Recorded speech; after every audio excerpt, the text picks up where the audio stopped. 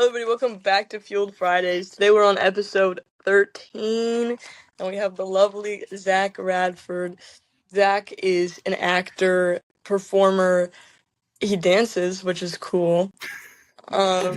Very little now. Among other things. Zack, we're so excited to have you. Thank And you very much. we would like to start off by asking you the question that we ask every person we have, which is what is some media you've been consuming recently? Some movies, music, TV shows that you enjoy? At the moment, I've been very, very honored to be able to live. I'm in Muskoka for 2 months, sorry. And I was able to see a lot of live performances. I've seen about 10 live performances of some sort, of whether that's like a backwards Broadway, if that was live theater, a ghost walk. So I've been able to see a lot of that, which I've been doing a lot of. I am working 40 hours a week, so on top of that, there hasn't been too much extra time. But the guy I'm living with has Dropout, which is like Game Changer, Make Some Noise, which is a lot of like improv live kind of things, which has also been great. So that's mostly what I've been watching. I did a bit of I binged some Severance. I binged a bit of Squid Games when that came out. And then for music, kind of been a really big mix. Like I listened to Tyler the Creator when he dropped, some Leve, I can never say it right, and then someone's gonna flame me for that. She dropped, so I did some of that. But my most is like rap, a little bit of country, folk, Noah Khan, that kind of thing. And I've just been to the gym quite a bit recently, so it's just been a lot of like screaming in my ear while I'm working out. So that's about it. Hello. Zack, where did you start off? Why'd you decide to come into acting, and what's your background? I hate to say it's not a lot. It was in grade 9 for Ontario. You have to have a arts credit, and I am too asthmatic to play an instrument, and I can't draw or paint or anything. So the only way that I thought I would get a good grade is if I did drama. And I was a try hard, so I wanted to just get a good grade. And then my teacher messaged me or pulled me aside and was just like, "Hey, you show a lot of potential, and we need more guys for the spring musical." And that was it. So the next year, she asked me to be in the musical. We did Chicago, and that was during COVID.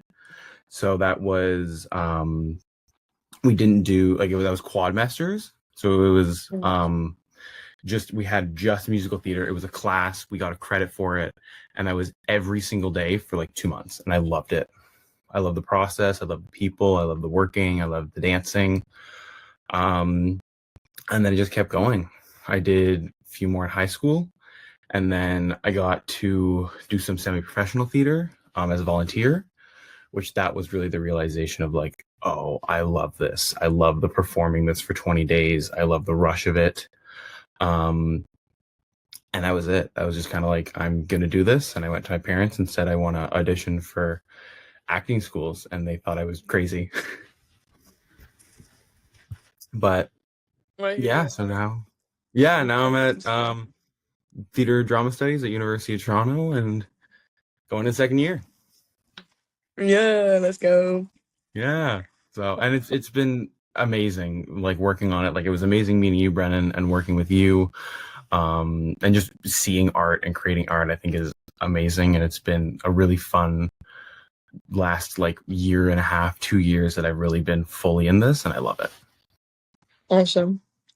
Love to hear it. On top of that, who are some inspirations you see for yourself in this industry?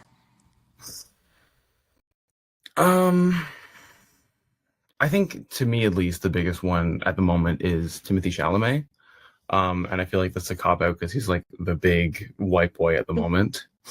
But the speech that he did when he got his award really spoke to me and really resonated. I'm someone that I don't believe I have a ton of talent, but I believe I work really hard.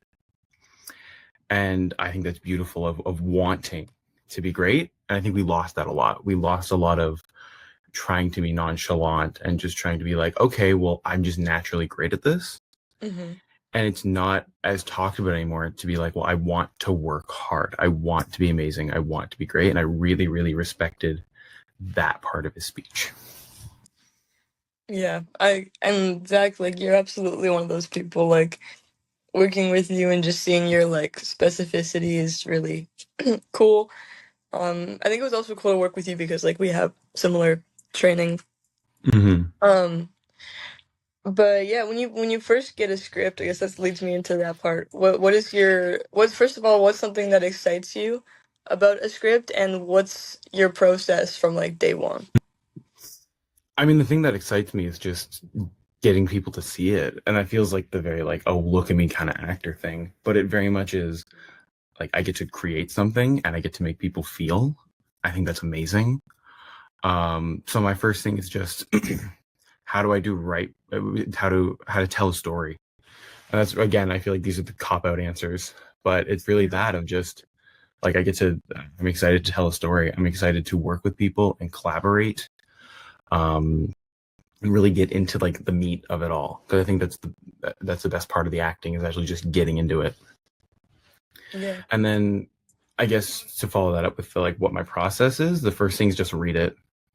Like I read it like 3-4 times before I even put a pen to paper. And it's just getting the facts of what my character is, what the relationship is, where he stands, everything I can know, and I just write it down on a piece of paper. And then I do a separate column of like what I think the character would be like and what my interpretation of something is. I was always kind of taught that what the character would do and what I do and what I would do in that situation, that's where we find that middle ground of it's now uniquely me, but it's still doing the character justice. Yeah, absolutely. Yeah. Awesome. Outside of acting and, all the things you do, what are some disciplines in this field or other fields that you might want to like try someday that you haven't really dove into yet? I mean, I've started doing a little bit of writing for plays. I think that's I feel like there's a thing or two that I have to tell, and I want to make people feel and bring focus to issues. I think that men's mental health is a really, really hot topic right now.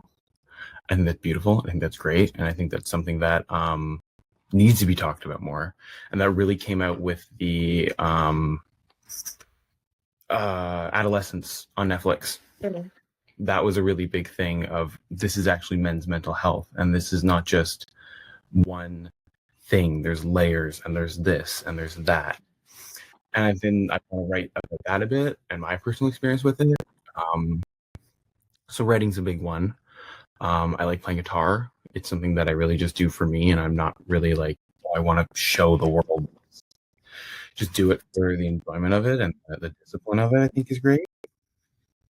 And then just movement of like moving my body and running and lifting and dancing and anything that I can do to just keep moving and keep active, I think has really put me more in my body, especially for my training, which is so much about like being grounded and being present in the first year.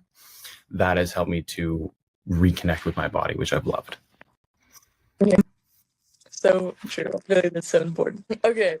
Um, Zach, we talked to Tyler last week as well, but we worked on this project called Reversal of Rebirth. Um, being spoiler free, tell us a little bit about that film and your character there. Um, I mean, just the character himself. He's a guy who finds himself in this mysterious diner, and he doesn't know what's happening. He has a wound over his eye because he lost his memory, and he's just trying to figure out what is happening. The best way that I've been able to describe it to people is it's as if Memento and Ocean's 11 had a baby with the aesthetic of Pulp Fiction. Yeah, that's pretty good actually. So it was an amazing project to work on. It was a little jank at times, but we're all learning. Like that was my first time on film, which was terrifying. especially since I was the lead, and the only reason that I put in for it was just because it said that I would have to drive.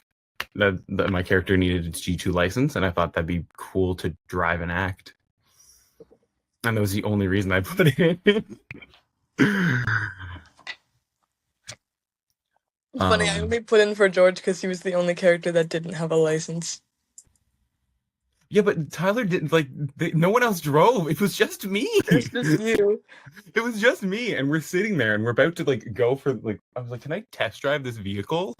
Like it was a beautiful. What was it like? Ford Charger, Ford Challenger. Yeah, yeah, I think it was Dodge Challenger. Yeah, They rented it for the film. yeah, and it was so cool, and it was awesome to drive. But they fully stuck a camera onto the hood of the car. I don't know if we should be talking about this because whatever. People do it all the time. Yeah, I mean they checked and nothing happened to the car. But they suction cupped a camera to the car, and I was like, "Can I test drive this thing a few times before we just go?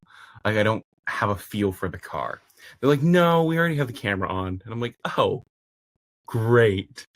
So I'm driving down this road that I've never driven down before, in this car I've never driven, while I'm supposed to be acting, while I have a camera literally suction cupped to the front of my vehicle. And there's this tiny little gauge on it that I have to check that if it goes in the red, then the camera's about to fly off because the suction broke. While I'm driving, and there's a 60-kilometer speed limit, and there's a windy part of it that they wanted to get a perfect shot of, and I'm doing this all while acting, and it was terrifying. But he's still alive, and the film looks great. So there we go. Everything for the shot. Anything for the shot. what's what's the big goal? Let's say 10 years down the road. Just to make a living making art. There's of course there's always the actor thing of I want to be in the big movie and I want to make the millions, but really I just want to make art and I want to act, and in whatever facet that is. I've loved being on film. I definitely need more practice in it.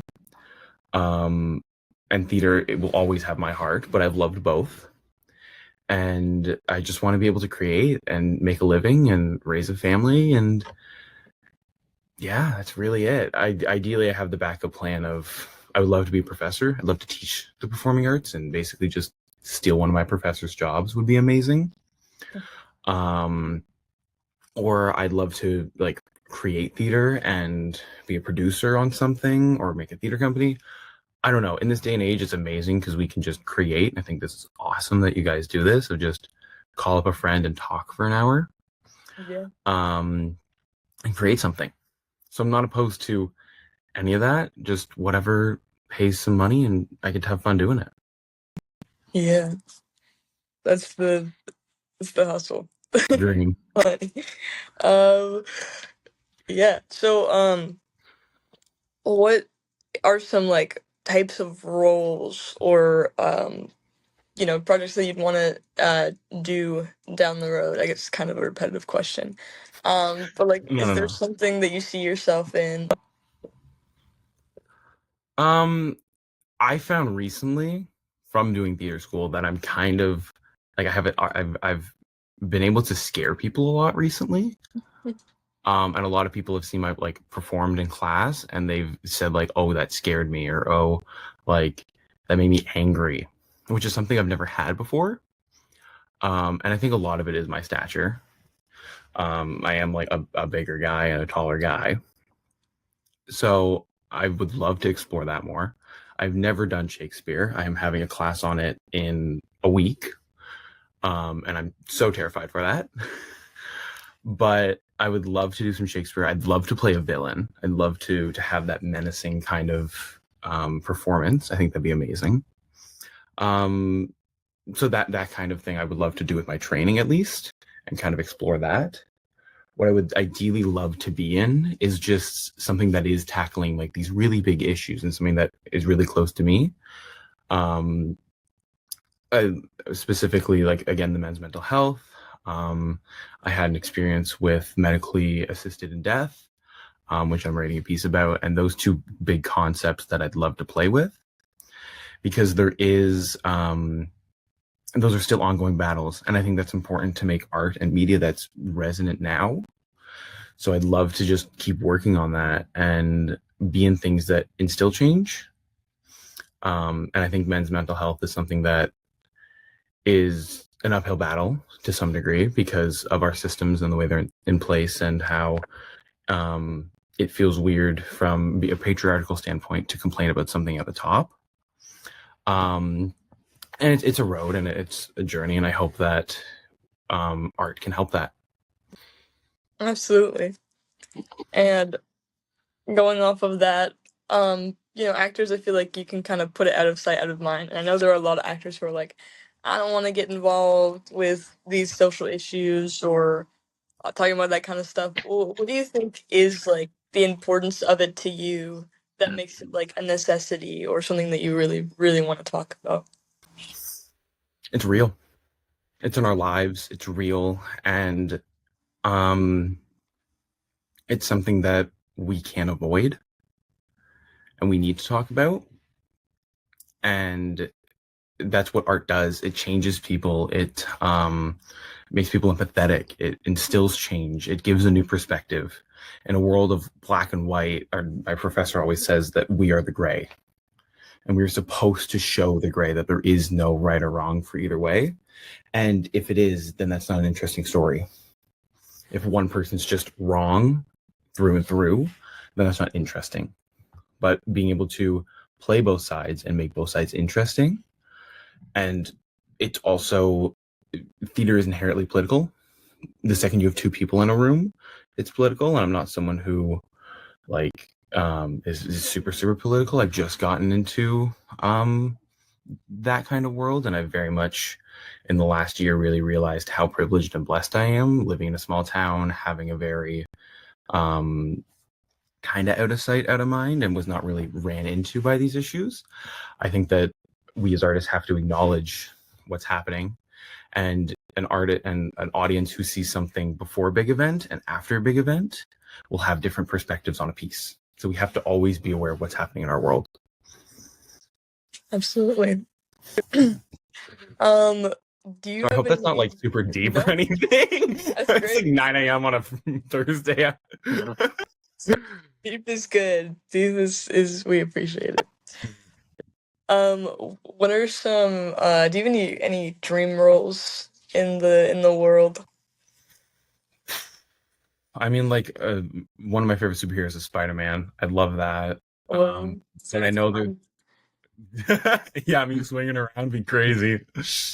So I think that'd be awesome. And there's like always those ones. I love the Dune franchise. I love like that kind of like Anakin or Luke Skywalker thing. I love playing those big protagonists who go on these like awesome journeys and do all these cool stunts and all of that. I love fight choreo. That was a huge thing in Reversal of Rebirth, trying to figure out how to not only do fight choreo, but do it safely on film while still acting was a very big workout almost for that. So I guess I'd say like Spider-Man, but I know that Marvel is Marvel. So maybe like some sort of superhero. I think that'd be awesome. But I know that some people think of people going like as like just almost like a cop out going to Marvel and just being like as a paycheck, which I don't think it is. I think that it's just we're in a weird time for movies right now. I think that's always growing and changing. For sure. Speaking on the fight choreo, yeah, Zach did I'd say the bulk or all of the fight choreo for Reversal of Rebirth. And on that topic, where's that training come from? What's your background? Like what's your interest in that? Where did that spark? It really, really kicked off when I did a show called Cabin Blazers, which has a 30-person fight scene. Damn. Which is quite literally like it's a huge set. It's outdoors, and there was 30 people fighting all at the same time, and it was insane. And that was really when I realized that this was a profession, because there was a fight coordinator come in and teach and talk. And I had a very little amount of training from in high school. We had a specialized high skill major for the arts. So we were able to bring in a fight choreographer to teach us. And then it was just watching. It was just learning from people and watching. And then in grade 12, I got to do the fight choreo for Never Swim Alone, which was amazing. It's And it a was really crazy fun. show, an awesome show. Crazy show to act in and to fight direct. Crazy show. Um, but that was really what kind of was like, I can make people, like I give that illusion. And it's almost like playing with illusion, and it's so technical. It almost feels like a dance. And there's so much trust, which I think is amazing. When I did mainly lifts when I did dance, and that was all about trust and working together and having that collaboration, because if either one of us was afraid or scared or didn't trust the other, that made it worse. So I like how that is also brought out in fight choreo. And it's something that's almost more, I don't want to say practical, but it's something that happens a lot more and in a lot more shows. And I just want to keep people safe. I think that's really important, that whenever we're performing, we're not scared. Like I've been punched in the face during a performance, and it fully brings you out of it.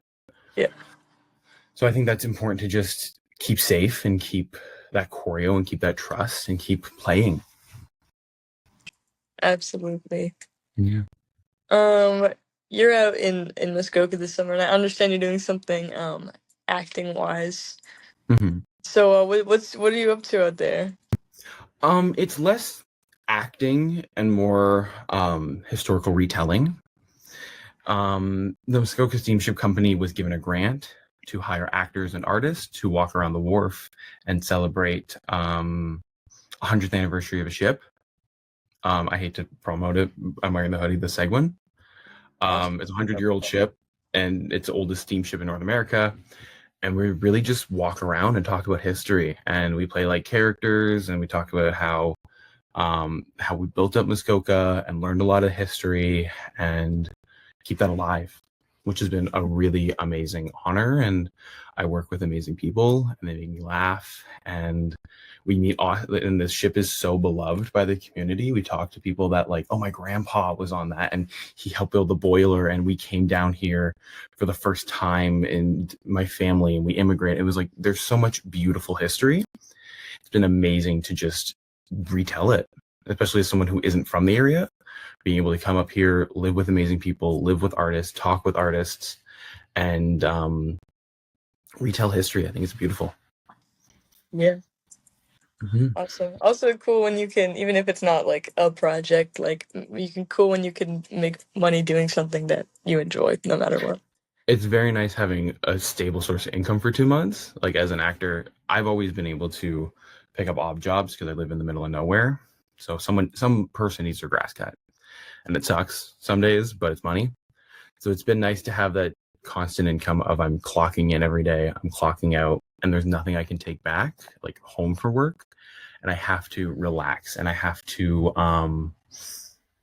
enjoy my time and talk with people. And I've read a ton of plays this summer because the guy I'm living with is a drama teacher, and he has just a ton of them. I've read like 6-7 plays. Yeah. Just because I can't bring homework, which is new for me. Yeah. Mm-hmm. What are some of the plays you've read this summer? I want to know. I'm interested. I basically went to this guy. His name is Earl. He's a high school teacher here. He's phenomenal. And I basically was like, give me a play. And he just kept handing me plays. The first one was called Possible Worlds, which is a really cool play, but kind of insane. One called Proof. Proof. Sorry, I'm a big Proof fan. I was about to say, I only got halfway through, and then I'm leaving today, and I'm like, crap, I didn't finish it. It was so good, though. It's so good. Do not quiz me on it, because I will not be able to finish that. I will be reading it in my own time. I need to, because it was phenomenal. That's one of my faves. Yeah. They're rebringing it back on Broadway. Yeah, I saw that. Yeah. I'm such a Proof fan. Maybe we need to make a New York trip. We'll see. Oh yeah, Yeah, that's real cheap, right? I get my money up. Yeah. Yeah, we'll get our money up. We'll just go for a road trip. See what happens. It's only Toronto rent you have to pay. It's not like you can get that. You can get that easily. Yeah. Right. Yeah. Proof. Sonia, Vanya, Marsha, and Spike, Okay. Yeah. which was a really great one. Who's Afraid of Virginia Woolf, which is a classic. Mm-hmm. Good one. I'm reading The Tempest because I need to learn Shakespeare. We watched King Lear, which was cool. I'll be honest. It was awesome, and the acting was phenomenal. I still barely understand the words, and I'm so terrified for Shakespeare class. And then Fuddy Mears, which is a wild play. It's almost like Reversal of Rebirth, where you're figuring out everything as you go. It's a wild play. The effect of gamma rays on the Man in the Moon's marigolds, which is a handful, like a mouthful of a title. Yeah. And there's probably one more that I'm missing. But yeah, it was cool. I would come home and I'd finish a play, and I only have one day off a week. So I would just read a play, and it was great. Awesome. Yeah. Well, I haven't read any plays this summer because next week I have to read like 3. So I was like, let me take a break. I would say I'm already dreading the hey, you're gonna read a play a week this semester. You're gonna read it twice, and then you're gonna analyze it. Yeah. But it's okay. We're doing Tennessee Williams for scene study this year, which is gonna be great. Okay, I don't know. Like Streetcar, Name Design. Oh, yeah. Very nice. So I would say I've hated talking this whole time because I want to talk about you guys, but I don't know all the episodes. I'm a terrible friend. I've only seen 4 or 5. That's okay. I binged like them the other half day. of them. Yeah. I binged a few because I'm like, crap, I want to be kind of prepared for this. So I knew the question of what have you been consuming recently? I'm like, I got this. I'm on lock. So what about you guys? What's your plan for the upcoming year and semester? What does school look like? What does training look like? What is gigs? Hit me with it. Jace, you start. You start. You have more. You can inflate the episode. Well, obviously going into my second year, starting on camera training, which is gonna be really interesting. Starting some directing and dramaturgy training, which is gonna be really awesome. Okay. Yeah, looking at Tennessee Williams. I think we're looking at Greek again, which is always fun. We don't do Shakespeare, but we do Greeks. Really? Yeah. Well, I don't know. Okay. First year is just that our prof didn't like Shakespeare, so maybe down the road. Yeah. But the main focus for when we do classical has been Greek, which has been really interesting. Because I've done Shakespeare in high school and well, now I've done it outside. Yeah, was that A Midsummer's Night's Dream? Yeah, I've done that show twice now because I didn't. Oh, really? Wait, you did it a second time? I feel like I've heard of this, but I forgot until you Were you Puck both times or just this time? No, I was Puck this time. I was Oberon last time. Okay. Which was also fun. And then I have a play in September, which is going to be really fun to do on top of school. Oh, I know the last one was Gunplay. What's this one? This is called Romeo Pimp. Yes, you have been posting about that. Yeah. What's that about? It's about bringing awareness to sex trafficking of young girls, specifically in Canada. It's set in never explicitly says, but it's set in Mississauga, so the suburbs, so very close to home for a lot of people who are going to be seeing it. Yeah.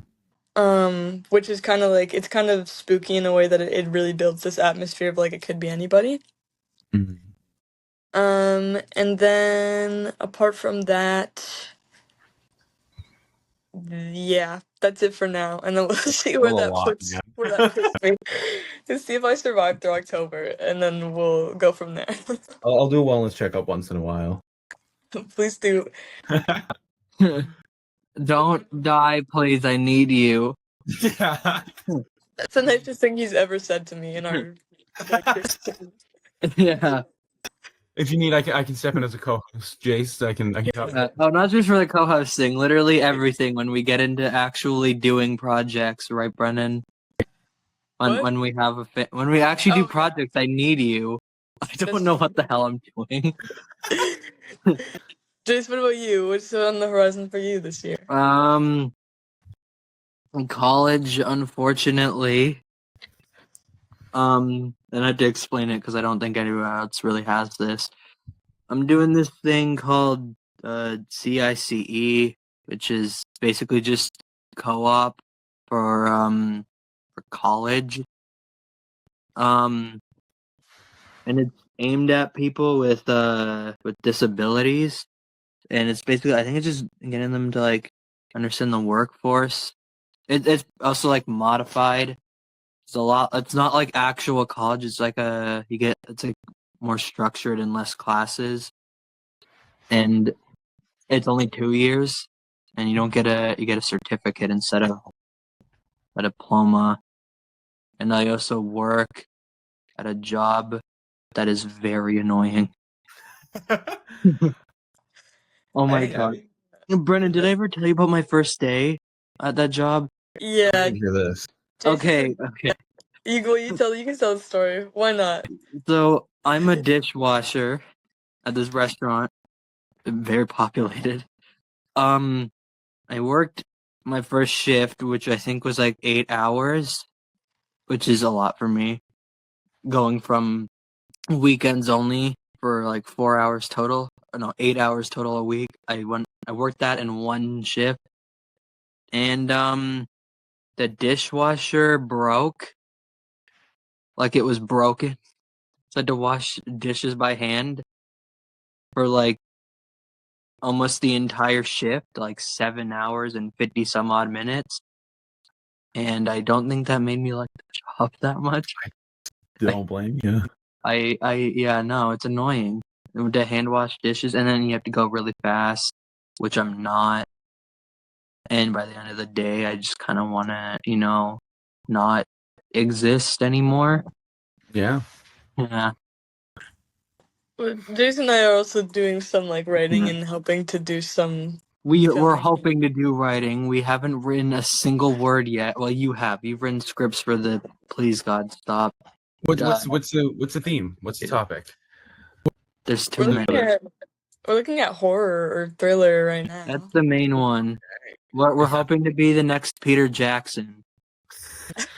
Is that for film or is that for theater? Peter Jackson did theater? We're looking at trying out, like, experimenting with filmmaking. Jace wants to do filmmaking. I want to try it out. So. Okay. I want to do filmmaking and writing specifically. Even though I know that last one is annoying, probably. It's probably annoying to write sometimes. Zach, do you have anything that we can come see on the horizon? Nothing specifically. This was just like a big thing, and because I'm literally in Muskoka, I can't come back and or like anything for Toronto in my area. I can't audition for. Yeah. It's like, oh, you can send a video in for like August 28th. Perfect. I can do that. You need to be in person. Never mind. So that was really limiting. So I don't have anything specifically.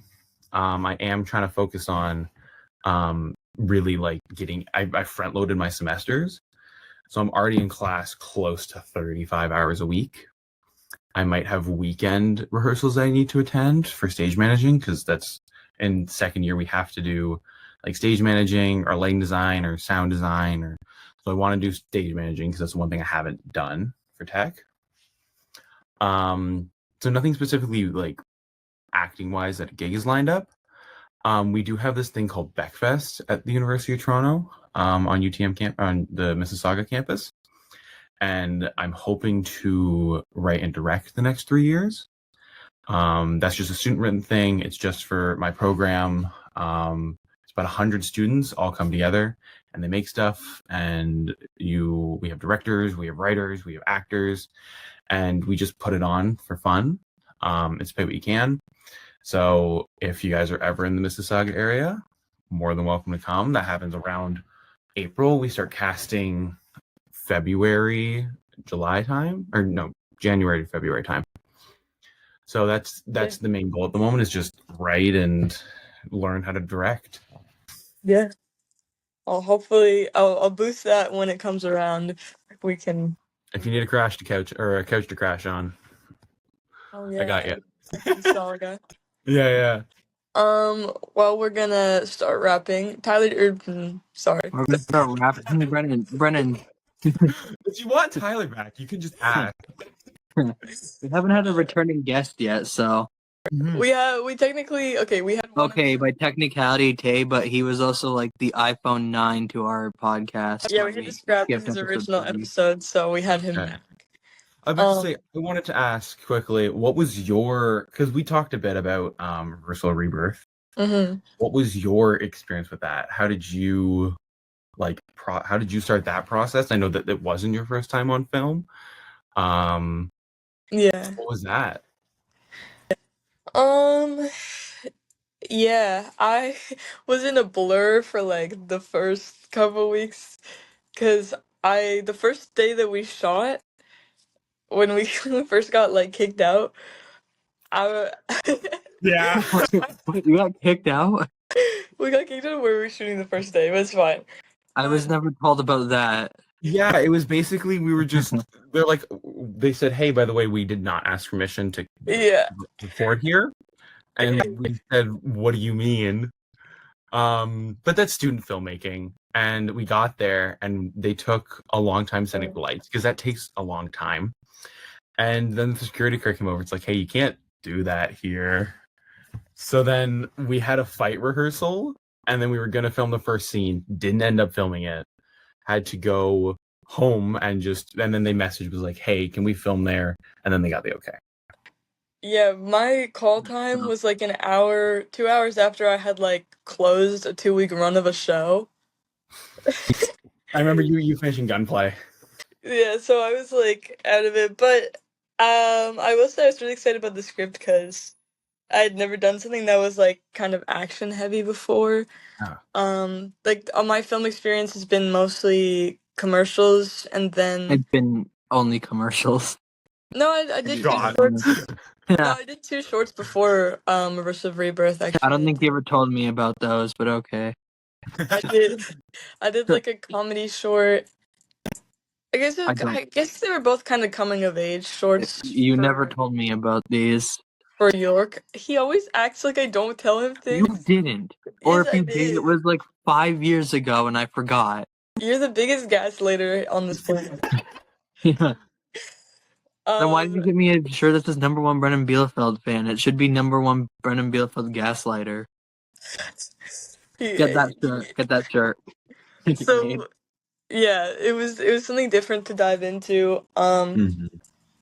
And yeah, I guess my process was kind of the same as yours. Like for like short form stuff, I don't really do the facts as much. I kind of do like a quicker version for myself.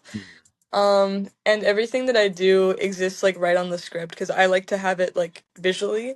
So if you like saw my script, even during the reading, people see my script and then they look at me like I'm crazy because it's just like Same thing. yeah. But like so I just marked up my whole script and then I watched some. I always ask like what are the tonal references. So then I watched like Ocean's 11 and some like Bond stuff and because I was like the kind of inspiration. That's what thing actors do. I didn't know about that. You're I supposed feel like I should have, but I didn't know about like they get that stuff. I don't know anything about acting, if that's not clear. It's okay. Yeah. And then I like when I'm actually on the set, like I know we did this a lot where we just like getting connected and we just like would just like breathe together before a scene, like stuff like that just like builds the character in itself for me because then that builds our like relation and then the relationship with Tyler and that's really my process. Yeah, that was the really thing that I found interesting because I'm used to theater where like you have 3 weeks to get to know this person and then you're performing with them. And it was really cool seeing how quickly me, you, and Tyler got to like we're friends because of the because we spent so much time together. Mhm. And I remember like going to some wing place with you. And then I, after that, learned you were vegetarian and felt terrible. But it was cool to connect that way, and that's what I really loved, was that we were in the same place with our training. Mhm. And then there was like Tyler was amazing. There was even one day where I was like, we filmed 2 days in a row. I was then doing a 13-hour lighting day, and I had my friends pick me up, and he like drove me. So it was really cool connecting with you guys, because that made the acting even easier. Absolutely. Yeah. So it was a cool project. I'd love to was work fun. with you again. That was really cool. We will. We must work together. Absolutely. If you need an actor for the horror, I'm always down to try something new. Period. Yeah, we probably will. Okay. Any final comments from anybody? No, I would just say thank you for having me on it. So it was great talking with you guys. And again, I think this, like, you guys just doing this is awesome. I think just like it's hard to just put yourself out there and create something, especially in the world of being nonchalant, as I kind of said, and showing that you care. Yeah. I think it's awesome just being like, we're gonna do this, and we're gonna get our friends, and they're gonna talk, and we're gonna put it online, because why not? Yeah. YOLO. That was my whole pitch for Jace, was like, let's do a podcast. LOL. Yeah, and I think that's Was that awesome. the first pitch or the second pitch? You said let's start up a podcast again. That's what you said for this one. For the podcast. So Yeah. the ones that I kind of watch, they're mostly like artists. Is that because it's just your friends, or was that the goal? That's mostly because it's just like my network right now. I was gonna say, because Brennan is friends with artists basically only. I figured. Like, all her friends are artists. But They're like, friends with artists. I'd love to open it up to others as well, and like people I meet along the way. We'll see where that lands as well. I don't think you're gonna meet a single person who's not an artist, Brennan. I'm gonna be real honest with you. Oh, sorry. No, technically me, but not really, because I want to get into the arts, so that doesn't count. You always can. The arts are always open to people in ways. Yeah. Well, with that, thank you so much for coming on, Zach. Next week it's back to me and Jace just talking about. Oh yeah, I guess our solo episode of the Solo month, episode. Okay. where we talk about movies. Not just movies, just media in general, but it's usually other things, yeah. movies. And that'll be September 5th. So without further ado, thanks for watching. Yeah. Bye.